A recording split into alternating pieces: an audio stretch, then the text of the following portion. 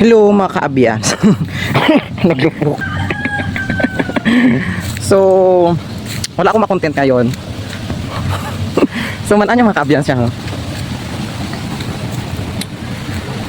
Kadalasan ito tumutubo or tumutubo. Or makikita ito sa gilid ng ng kanal. Sa gilid ng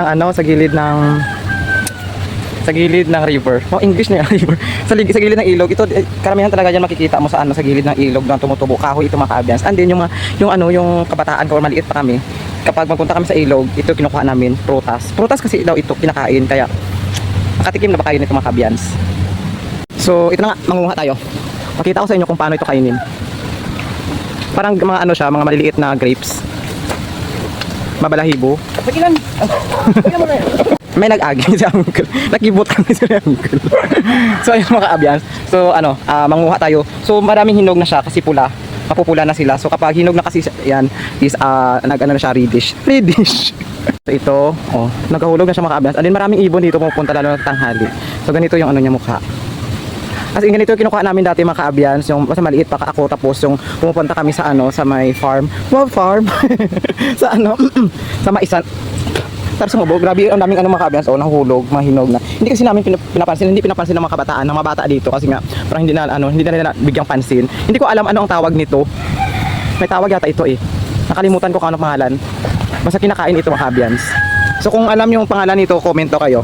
So ito na, sobrang dami ito mga kaabians. Ang cute nila tingnan. This is it and the moment of truth. So kainin natin. Fresh naman ito, hindi na kailangan hugasan kasi nga nandito rin siya.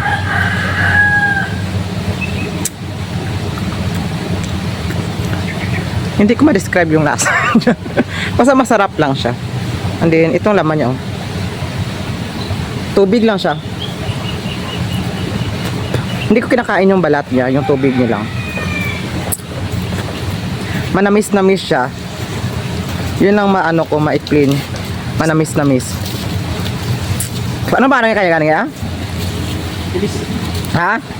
Tilis? Tilis? Ari tilis. Si Pingis. Arikis. Arikis. So, yun lang. Sinisip-sip lang yung laman niya mga kaabians, yung tubig niya.